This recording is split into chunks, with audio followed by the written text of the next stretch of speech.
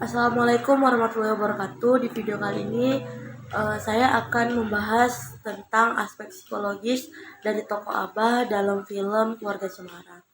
Di mana Keluarga Cemara adalah film yang diangkat dari sinetron era 90-an. Kemudian pada awal tahun 2019 di bulan Januari, film ini tayang di seluruh bioskop di Indonesia.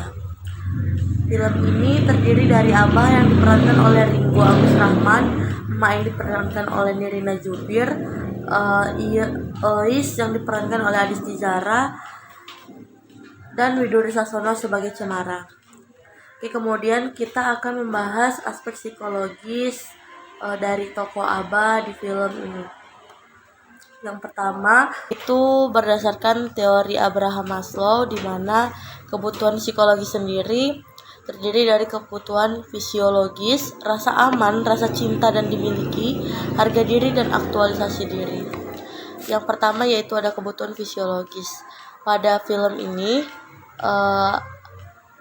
Abah itu membutuhkan kebutuhan fisiologis. Diawali dengan kebutuhan makan, minum, tempat tinggal, dan istirahat. Hal ini terlihat dari adegan maupun dialog yang ditunjukkan oleh tokoh utama tersebut. Tokoh utamanya yaitu Abah sendiri. Kemudian yang kedua, kebutuhan rasa aman. Pada film ini, kebutuhan rasa aman terlihat ketika tokoh utama sedang datang ke seseorang pengacara untuk memproses rumah dan harta benda yang tersisa. Kemudian ada kebutuhan rasa cinta dan dimiliki. Di mana kebutuhan ini sudah terpenuhi di dalam film ini.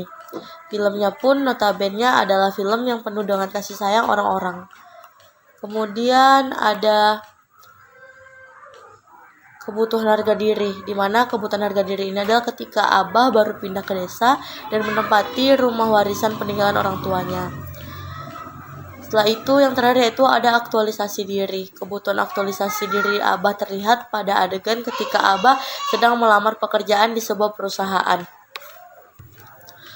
Kemudian kita masuk ke kritik untuk tokoh Abah sendiri. Tokoh Abah adalah sebagai tokoh utama yang selalu mendominasi unsur cerita. Tokoh Abah terus-menerus ada di setiap adegan dan memiliki penokohan yang tergambar lebih banyak dalam cerita. Tokoh Abah merupakan seseorang kepala keluarga yang bertanggung jawab. Di mana kita menggunakan kritik sosial. Bertanggung jawab di sini yaitu dia bertanggung jawab sebagai suami dan juga ayah, atau sering kita sebut dengan kepala keluarga. Dia sangat bertanggung jawab kepada keluarganya.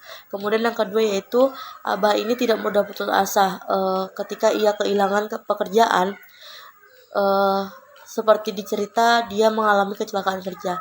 Namun ia selalu berusaha meyakinkan istri dan anak-anaknya dia akan mencari pekerjaan yang baru.